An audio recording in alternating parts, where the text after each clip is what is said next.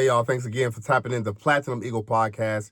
And I'm your host, Platinum Eagle, man. We're going to get into it. It's a lot to unpack. You know, the last few games we played prior to this one right here, you know what I'm saying? It was all crazy. I told you, it was all a movie. I wanted to talk about the last one, but, you know, I told you, life be lifing, bro. Life be lifing sometimes, you know what I'm saying? So, I ain't going to hold you. I'm going to get right into this, man, because, you know, I ain't want to talk to y'all on a loss. I'd rather talk to y'all on a win from last week. But it is what it is. You know, we got a game coming up in a couple days, you know what I'm saying? So, anyway, at the time, the 2-2 Denver Broncos fly into Philadelphia 4-0. We wanted to cap this off with a win. In all honesty, we should have won this game. It was a hard-fought game in the first half. It's like we can't put two halves together, a full 60 minutes, and capitalize. But we'll get into it all, man. The Denver Broncos came in a little stagnant a little bit on offense and defense. We was having our way. The Philadelphia Eagles looked like they came in the game with something to prove. It looked really awesome at first. In first quarter, Landon Dickerson go down, I think like 3 times in the last 4 games. So, you know, he needs to sit down for a while a little bit, you know what I mean? But I think that'll do him some good because we're going to need him in this stretch. We're going to need him, all the offensive linemen who's not been playing really good football. I ain't going to hold you. They've been letting me down a little bit. I ain't going to even hold you, man. Like, it's been something that we got to get together. But you know, I don't trip, I don't panic too much because if you know, like I know, the Philadelphia Eagles usually start off looking kind of wonky, if you will. You know what I'm saying? They look a little unbalanced all the time, and this is like a reoccurrence for at least the last 5 years. So I mean, if y'all been watching Philadelphia Eagles football, you know that this is pretty much how it's been the norm. You know, but we can seem to find a way, if we're going to find a way, in a stretch, and that's what matters the most. That's what matters the most. We've seen flashes on the defensive line. You know, they haven't really been all that productive either. You know what I mean? They've been pretty slow getting things rolling. Again, that's another thing that usually happens. A lot of times we don't really jump out at teams in the beginning of the season. So I'm not really panicking, but I do have awareness that we got to get this here corrected as well.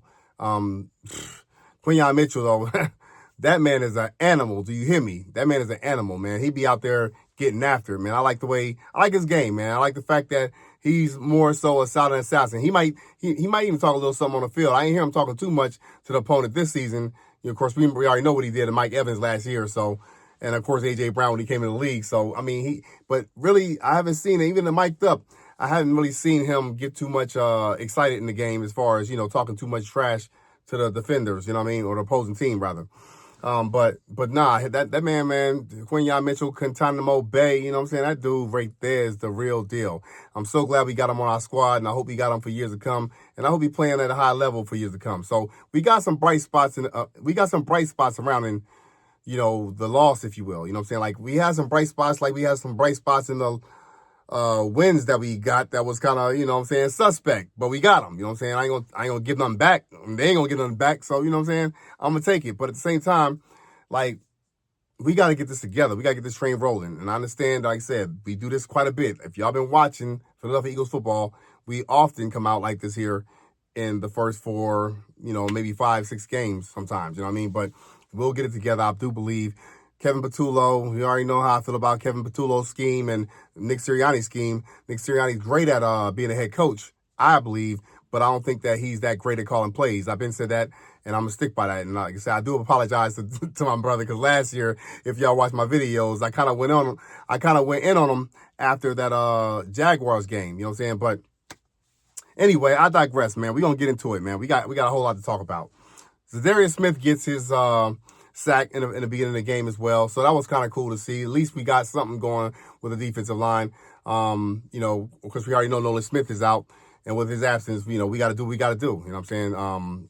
Jordan Davis was pretty much shut down for the most part of the game as well. You know, the run game, like I said in the other video, that run stopping ability, we gotta tighten up on that. And somebody made a really good point. I be watching all the Eagles news and all that stuff, but somebody made a really good point about having Nakobe Dean coming back to the fold, you know what I'm saying? So he's pretty decent at stopping the run. He's not as good, in my opinion, you know, in coverage.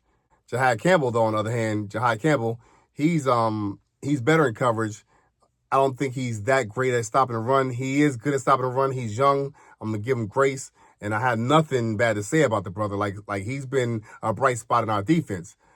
everybody wanted to see, especially the Philadelphia Eagles fans, we wanted to see the offense, Jalen Hurts and company, come out there and put on a clinic. I mean, that's what we wanted to see. It looked like we was about to get that.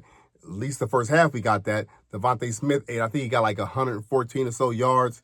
Forgot how many receptions, but he got his receptions. He got his touches. So did A.J. Brown. He got his touches. A.J. Brown and Devontae Smith both dropped a pass. One was overthrown, I think, from Hurts. And the other one, we already know that A.J. Brown kind of slowed down, it seemed like anyway, and the ball didn't get to him. Maybe the ball was a little overthrown as well. I don't know. But, he could have slowed down. Looked like he kind of slowed down. Even when I watched it in real time, it looked like A.J. Brown slowed down. But I'm not going to take away nothing that, the dude does. I mean, he a dog. I'm sure we're going to get it together. I heard A.J. Brown, Jalen Hurts, and Saquon Barkley had got together and, had met up for about a few hours almost. So, it's good to see because, at this time last season, they was pretty much doing the same type of thing. So, like I said, they start off kind of like, a little weird sometimes, But I don't care. I mean, that's my team. We love the Birds. I mean, I think it's a Philly thing for real, I was out there rest. Dallas Goedert also did his thing. He finished the drive with a 2-yard catch, like, all our guys produce, I mean, yeah, Saquon Barkley got a bomber downfield. I think it was like a 74-yard touchdown.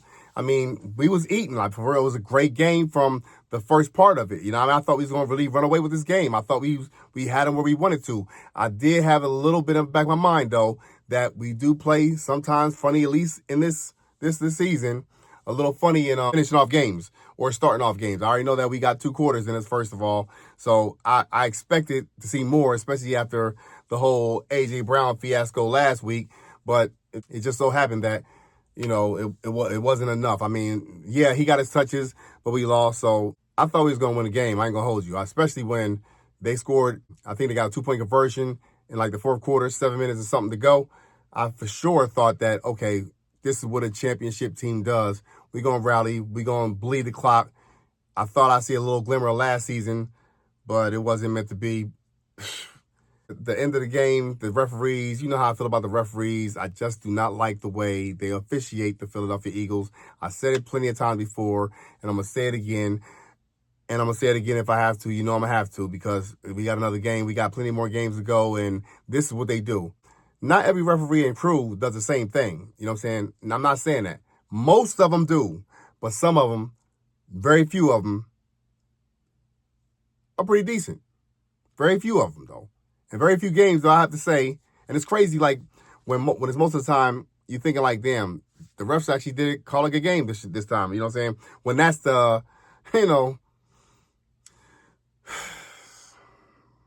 I can go on and on, man. When that's the norm of the opposite, man. It's crazy, man. But anyway, Jalen Hurts did his thing. I mean, in the first half, like we was talking about, he did try to get Jahan Dotson. He tried to get everybody involved. You know what I'm saying? I mean, I can't knock him for that. Pretty much everybody who was in the game got involved on the offense. Calvin Katera got some catches. Like I said, Jahan Dotson had one. He was out on the sideline. I thought it was in at first. I thought it was going to cheat. You saw the referees like, no, get it out of here, get out of here. And one dude was like, it's a catch, which was later ruled out a drop. So, it was a drop, though, and I ain't going to hold you. It was a drop, you know what I mean? But, and of course, I'd be remiss if I didn't bring up the intentional grounding.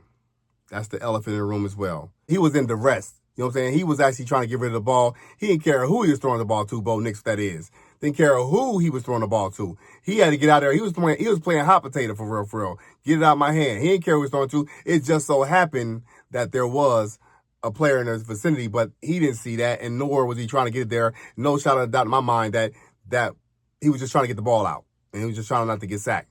That's what I think. You know what I'm saying? But they ruled it, and it was crazy how they ruled it at first. So at first, they said, well, actually they waited for like 30 seconds or so. Then finally, they throw the flag out there and call. Then, seconds later, they talk about there's no penalty on a play. It was a man in the vicinity and a receiver in the area.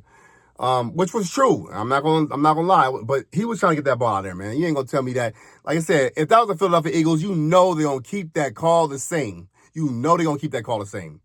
you know they're gonna keep that call the same. The Cowboys get many of those flags picked up. Now you can make the argument that earlier in the game, Keely Ringo had a flag picked up on him. You know what I'm saying? But real talk, I mean, and Zach Bond, you can get mad at Zach Bond all you want. I don't think really that Zach Bond hit the guy with malice. And it was like, I mean, come on, man. The game has gotten so soft, bro. The game's gotten so soft. I've seen that so many times with other teams who don't get called that. And I don't know why he did it either, because I don't know if they can't understand or not, or if they don't think that the referees be cheating, allegedly, but I think that. You know what I'm saying? But you know they're going to call it. We don't get no breaks for real. Every once in a while, I ain't going to lie. We get some breaks every once in a while. It's not intentional, I don't believe, though. I don't think nothing that we get as a break from them is intentional. And you know they got so much sophistication when it comes to technology. So it's like you got guys upstairs. You got everybody look. I mean, there's no way really in this day and age that calls that need to be called shouldn't be called, a la the Dallas Goedert situation, Allahu Alam, that, you know what I'm saying, dude was draped all over him, bro. It was draped all over him, bro. You know what I'm saying? And we did that to the Cowboys. Absolutely, we getting a penalty. Anybody, Max, as a matter of fact, most of the other teams who do that is going to get a penalty. It's automatic. It's automatic. It's kind of like Tom Brady, if you did that to his team back in the day. It's automatic. You know what I'm saying? Like, even, and speaking of which, as I digress a little bit, Kansas City Chiefs. You know what I'm saying? Shout out to the Jaguars because, you know, they handle business. But the Kansas City Chiefs, man, they used to get all the calls. You know what I mean? But now they regular again. It seemed like they regular again. They don't give them the calls like they used to just months ago. It wasn't even that long ago. Anyway, I ain't really worried about them. But, I thought about it because we talking about and, of course, it's a copycat league. So they're going to send blitzes at Jalen Hurts because they seen other teams send blitzes at him, and they still think for whatever reason that he can't handle them. And the only reason why sometimes it look like he can't handle them is because, A, sometimes he don't get enough time, which is, you understand that with a blitz. That's the reason. And two, I think the coaching is not really setting him up to beat the blitz. He knows how to beat the blitz. He did it time and time again and whooped teams' asses doing it. You know what I'm saying? So it's not that he can't. It's not like Jalen Hurts can't read the blitz. They have to find something that's usable for him, you know what I'm saying, that he can use to beat him. I mean, some blitz bleeders all simplified, you know what I'm saying? But Denver started off a little bit stagnant at first, you know what I'm saying, on offense. Bo Nix couldn't really seem to get in the groove of things. He was throwing balls to the ground left and right. A little inaccuracy as well. That's expected with a young quarterback. The guy's a baller, though, you know what I'm saying? I like his game. I ain't gonna hold you, you know what I'm saying? Bo Nix's game is pretty good. He can scramble as well, as you can see. His scrambling ability, he's dangerous if you leave him out there by himself. And Bo Nix receivers, Mims and Sutton, dropped the ball on huge plays a couple times. Their running back Dobbins, he made some crucial, he was, like I say, he was gashing us. We can stop the bleeding. At first we did in the first half, but the second half it seemed to, not work so well. And they was doing what they wanted to. It was having their way on the field. They was doing and imposing their will pretty much. You know what I'm saying? There's nothing to be really did. And I wonder sometimes, is it something that we didn't do? Obviously, we didn't adjust. We didn't make no adjustments. But I'm saying, like, did they catch on to our scheme and that was it after that? Or, I don't know. It's like I said, I didn't watch all 22. I didn't watch no other real footage from it. So I couldn't see nothing except the TV version. And that don't show you everything you need to see sometimes. You know what I mean? So, but, Denver Broncos, they solid. You know what I'm saying? I give them respect. I gave them respect before coming to the game. I did think we'll win the game. Turns out we didn't. You know what I'm saying? But we going to fight. We going to fight because that's what we do. Our old foe from the Giants, you know what I'm saying, Evan Ingram, he even got in the end zone. He played a pretty decent game, too. He was pretty solid for the most part. They capitalized with a 2-point conversion. That all pretty much sealed our fate at the time. Patullo took his foot off the gas. Like we can't sustain this right here. And like I said, I do believe that we'll get it together. We ain't used to losing at this point, you know what I mean? I love that part. So, it's fly, Eagles fly. We're going to keep it going, man. I'm going to talk about a few more things before I wrap up. And, we're going to get ready for the Giants in town, too. You know what I'm saying? I think I don't know if we're going to Giants or not. I ain't even look at the schedule this week. I know we playing them. I just don't know if we're actually going up there or they coming down to us. But nonetheless, oh, yeah, that's right. We don't have back-to-back games this season. So So we going there, I'd imagine. So, you know, we ain't going home. You know what I'm saying? They did us dirty in that too, man. Like I said, you ain't gonna tell me, and I ain't no conspiracy theorist, but you're gonna tell me that the NFL ain't conspiring to do us in, bro. You just ain't gonna tell me that. And I told y'all in other videos, if y'all watch them, why I think that. It ain't nothing that just came up on my mind that I wanna play the victim or nothing like that. You know what I'm saying? Have my birds play the victim. I know they can't necessarily say that, the players, the coaches or whatever, but that's why we here. We can say what we want. You know what I'm saying? Real talk. You know what I'm saying? But I still want to say allegedly, because you never know who will ever hear this. And they ain't gonna never get me on that, you know what I'm saying? But you already know. You got your own mind, you make it up. Don't let nobody make it up for you. But yeah, even the guy in New York, you know what I'm saying? The guy when it was, you know, going over whether he thought it was intentional grounding and all that stuff. You can tell in their voice, bro. I be watching people. I told y'all last season. You can hear in their voice that they have contempt for the Philadelphia Eagles, man. That's how I feel about it. You know what I'm saying?